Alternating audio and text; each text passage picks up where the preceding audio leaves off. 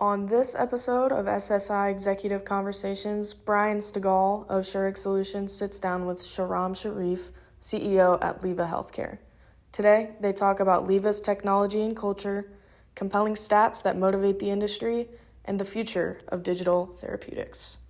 Hey, we're really excited to have Shahram Sharif, CEO of Leva Healthcare, on our SSI Executive Conversations podcast. Shahram is a serial tech entrepreneur and executive passionate about technology, health and well-being, and entrepreneurship. His mission: help people and organizations with improving their health and well-being by creating innovative ventures and products. His purpose: doing well by doing good. Again, currently CEO of Leva Healthcare, a digital therapeutics and chronic disease management provider, focusing on prevention and treatment and reversal of lifestyle-related chronic conditions through evidence-based tech-enabled care services, delivering industry-leading outcomes at scale. Prior to joining Leva, Shahram was Chief Business Officer at Huma Therapeutics, where he set up and ran the MedTech line of business. Prior to that, he was the founder and CEO of LindaCare, digital healthcare scale up, creating innovative software, products, and a remote patient monitoring tech-enabled clinical service center, enabling large-scale adoption of remote monitoring of patients with implanted cardiac devices to better manage their chronic heart failure and arrhythmia conditions. Welcome. We're so glad you're here. Thanks a lot, Brian. Very excited and very grateful to be here. Thank you for having me. Yeah, and again, what you've done is a mouthful, right? And it's amazing stuff, and we're excited to talk about, where you are with Leva today. I had the privilege of meeting you at LSI Emerging MedTech Conference recently in Dana Point, California. That we sat at dinner, and you began to tell me why you were there and the technology Leva is developing to really disrupt the digital health industry. Give me a little introduction to Leva to the audience and dive a little deeper into the uniqueness of your company. Absolutely. Thank you, Brian. First of all, thank you for having me. Really excited and privileged to be on your podcast here. A bit about Leva. So we are indeed a digital therapeutics and chronic disease management provider. We focus on lifestyle-related chronic diseases, and we aim to better manage them, prevent them, and treat them, and even reverse some of them. And these are chronic conditions such as diabetes type 2 and obesity. And we do that through evidence-based therapeutic interventions. And we do that in a hybrid model, which is a combination of technology and human health coaching. And I'll come back to that later. Today, we are with a team of about 150 people. We are operating across a number of countries in Europe, Denmark, UK. Those are some of our most important countries and markets. We also have a development center in Kuala Lumpur. So in terms of what I believe makes Leva unique, and those are actually the exact same things that got me really excited and led me to accept this amazing challenge of joining Leva. So I would point out to 4 different things. First of all, is the focus on lifestyle-related chronic disease, as I just mentioned. So if you look at chronic disease, that's a huge burden on the society and the healthcare system in general, basically taking up almost 80% of all resources. Yet, these patients are not properly managed, so it just keeps growing.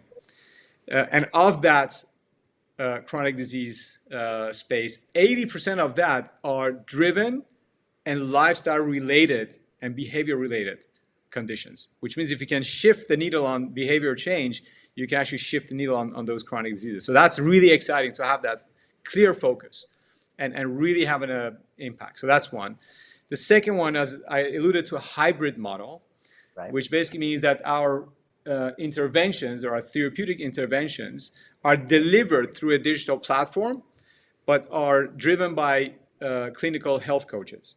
So it's a combination of technology and human health coaches. And again, I'll come back to that in a bit more detail. But that has shown and has evidence to show significant better outcomes than standalone technology or standalone clinical coaching. So that's the second one. The third one is our clinical evidence around these therapeutics that we deliver. And there are very few digital health companies who actually have solid clinical evidence and have proven clinically that the therapies that they apply in the treatments are actually having a health outcome and impact. So, and then with that, owning the outcome, meaning we deliver everything from beginning to the end, and we own the actual outcome of the patients. And I think that is super exciting to not just provide tools and tell people, hey, if you use our tools and systems as a solution, you have the potential to get better outcome. No, actually, we do it, and we show it, and we prove it, and we own the outcome. That is super exciting.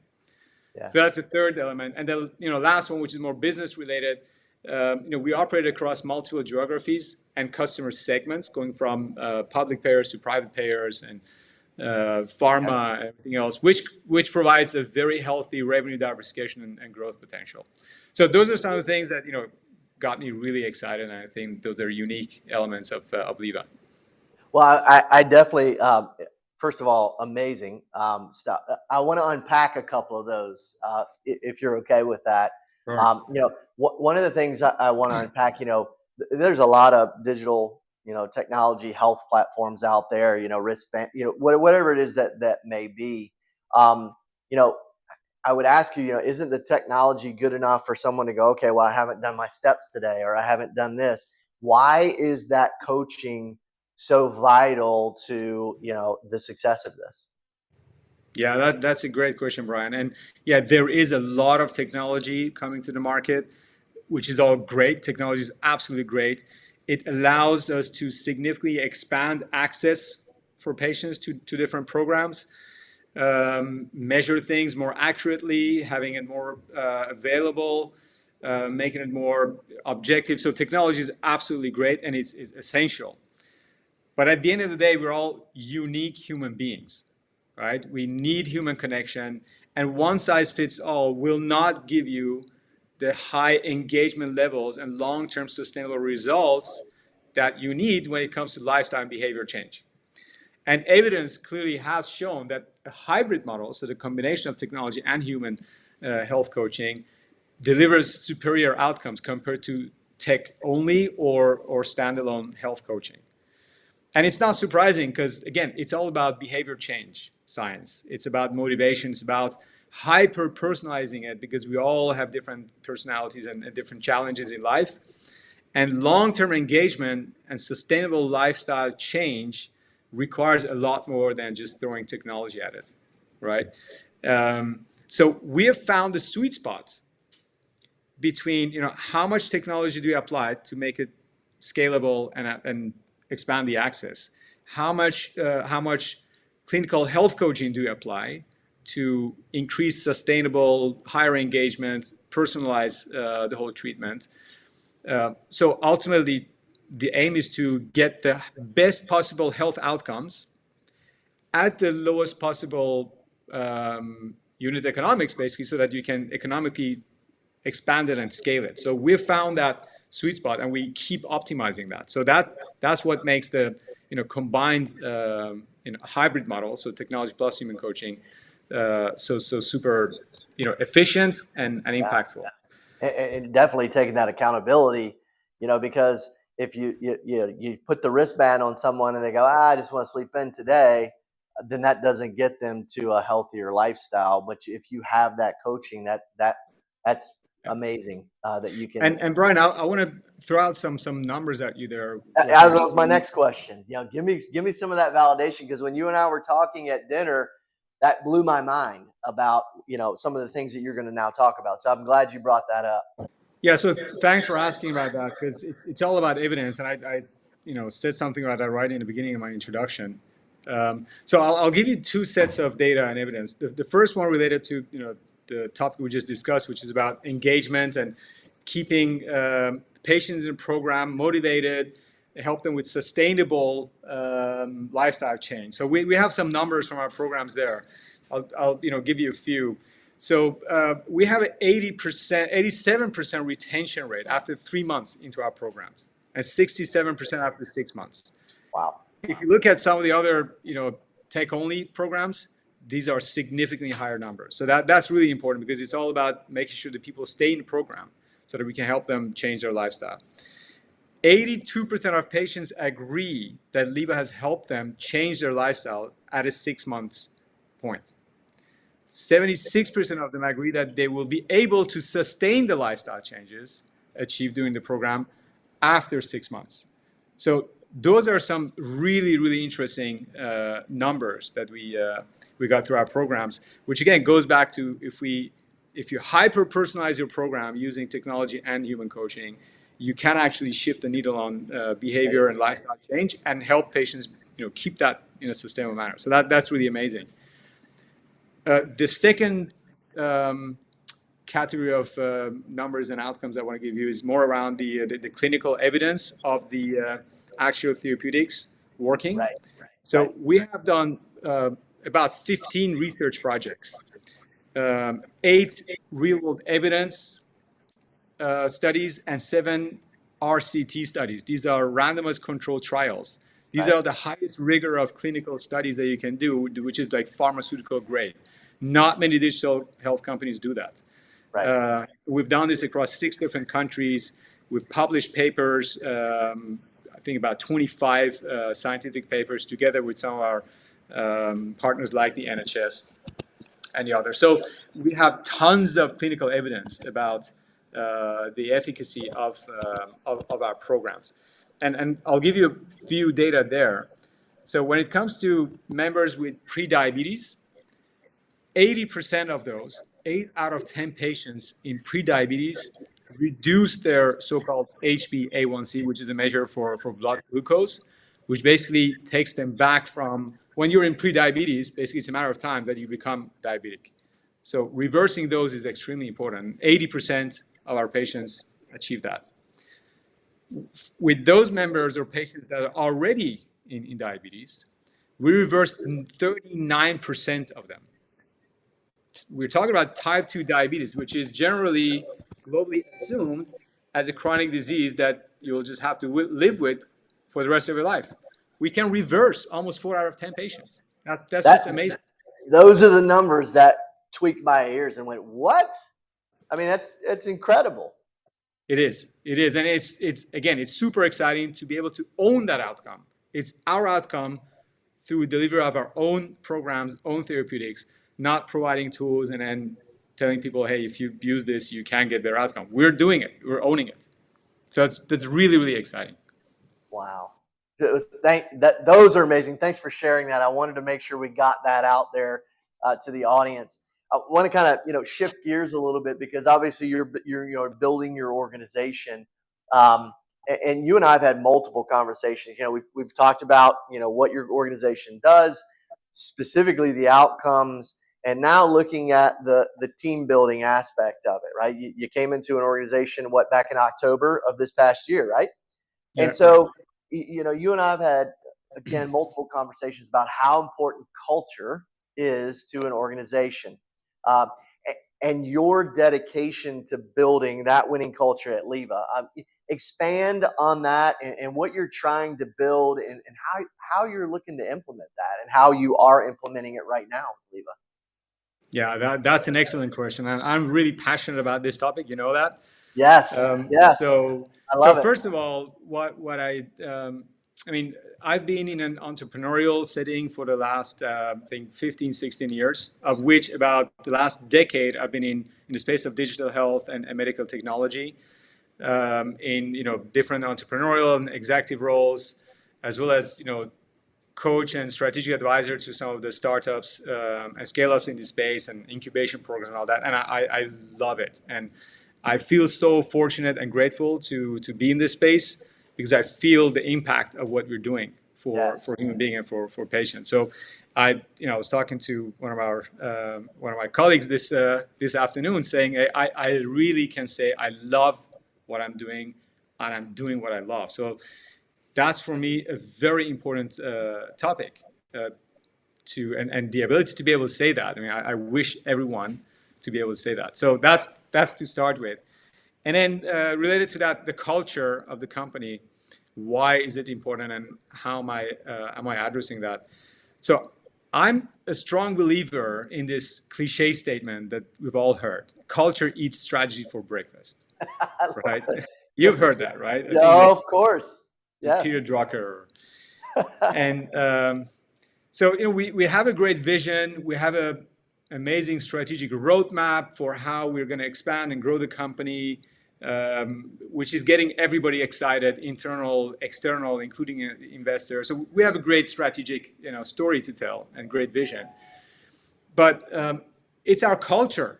It's our great culture, ultimately, that is going to ensure that we deliver on that, right? Which is why Right. I absolutely believe culture eats strategy for breakfast, right?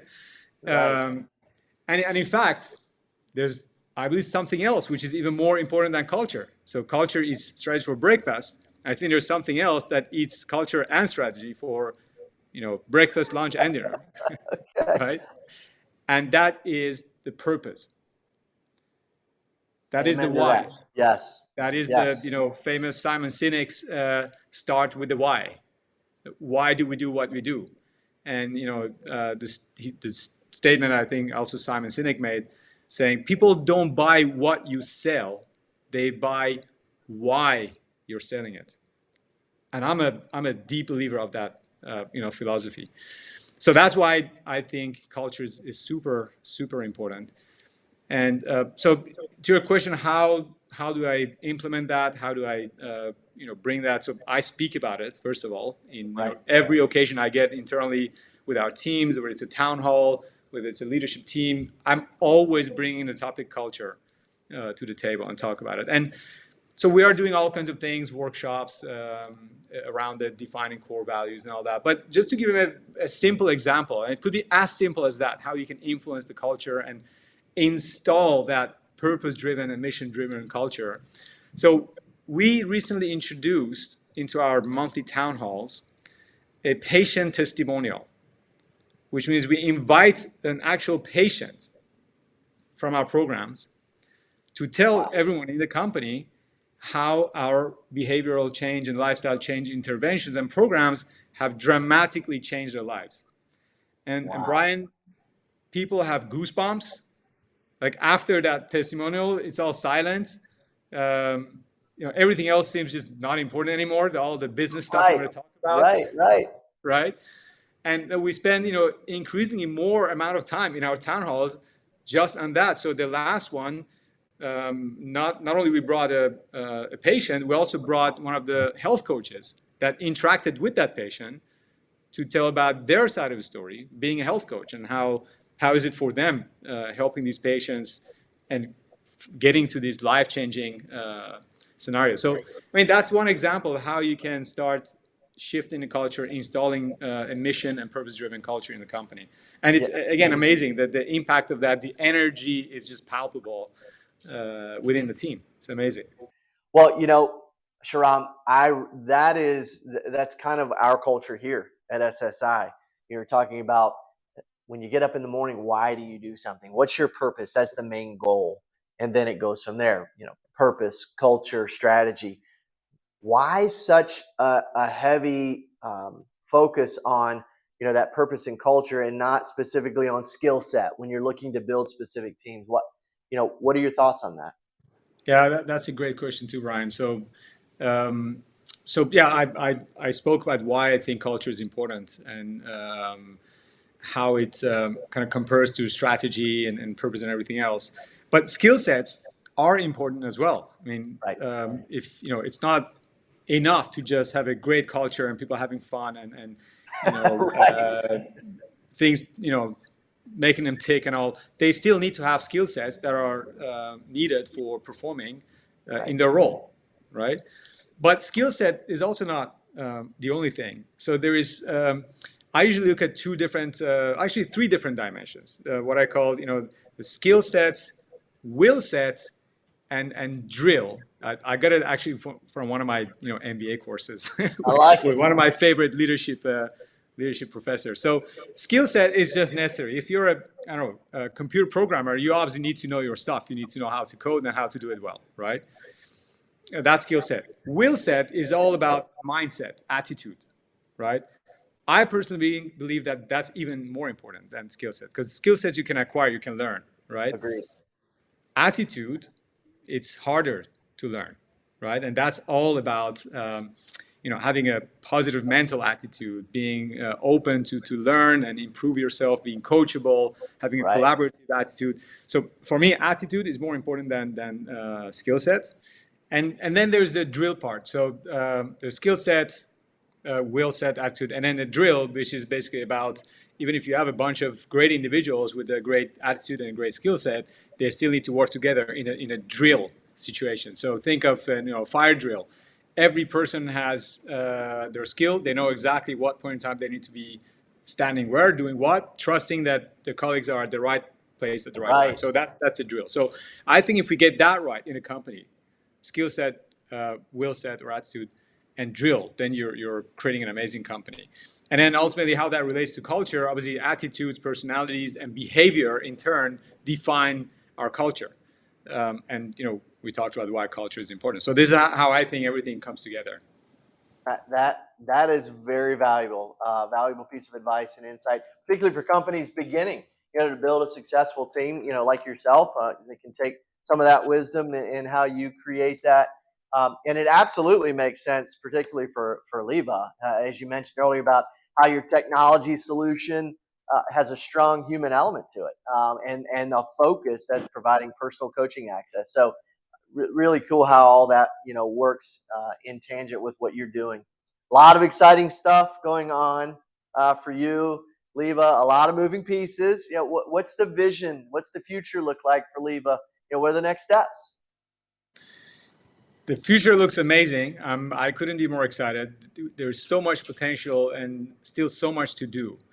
And in terms of the next step and how we envision our further growth, so we basically have as I mentioned earlier, we have a very compelling and comprehensive strategic growth roadmap Right. that will drive and guide our growth across three distinct, what we call strategic growth axes.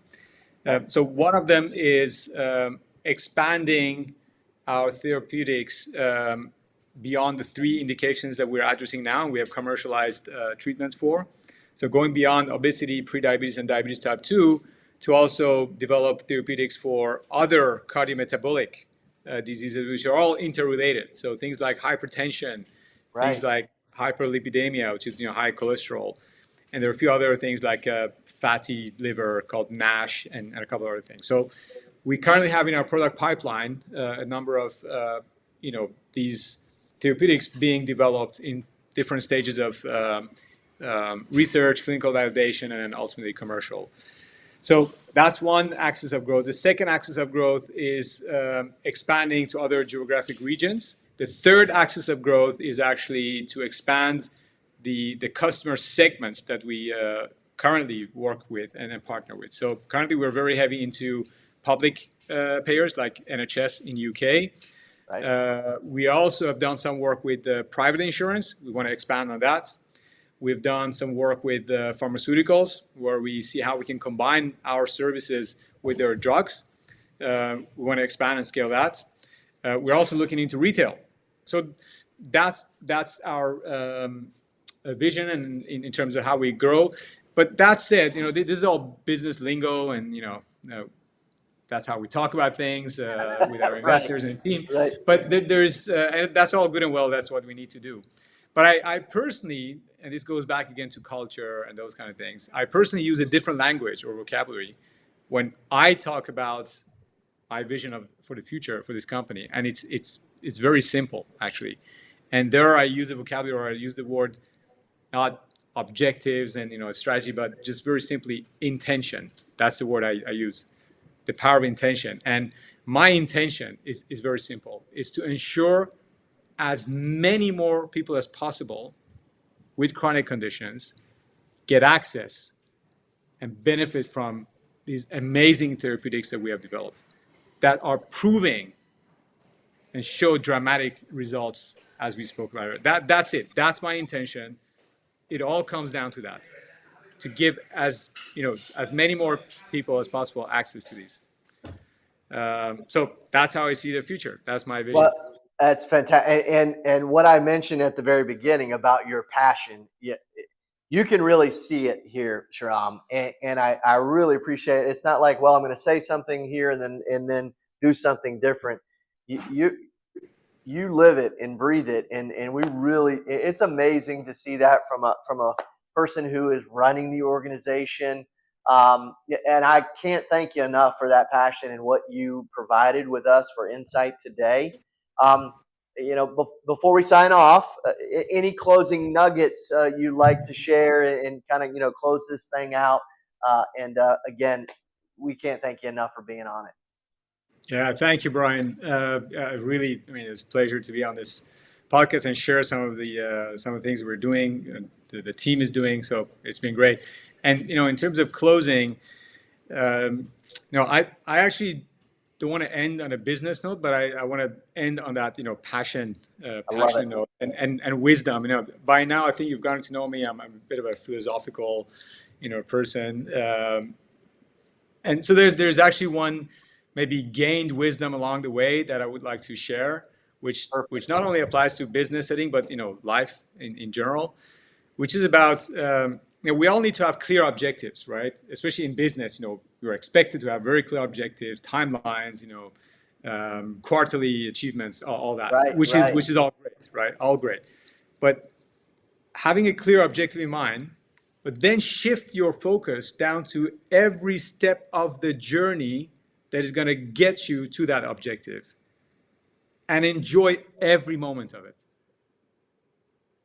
That's how I try to live my life, whether it's business or private. Have an objective, very clear objective, aim for that, but don't grab onto it forcefully and focus only on that and see nothing else around you. Make sure you just focus on every step in that journey, enjoy every step of it, and most probably you'll get to that objective, but in a more pleasant way, and you've enjoyed your way. Because life is just too short and too valuable to be hyper focused on some objective, and then want to be there in X time and not enjoy the journey towards where you're going. So Agreed. Yeah, everything in that's why I between. want to share as a closing. That's Enjoy every fantastic. moment. I think we should absolutely close on that, and I'm looking forward to potentially our next conversation. And thanks to everybody listening. Excellent. Thank you again, Brian. It was a pleasure to be on the podcast. Appreciate Our it. pleasure. Thanks. All right. For the video recording of this podcast, along with additional resources, make sure to find us on the web at shurigsolutions.com and follow us on social media and LinkedIn at Shurig Solutions.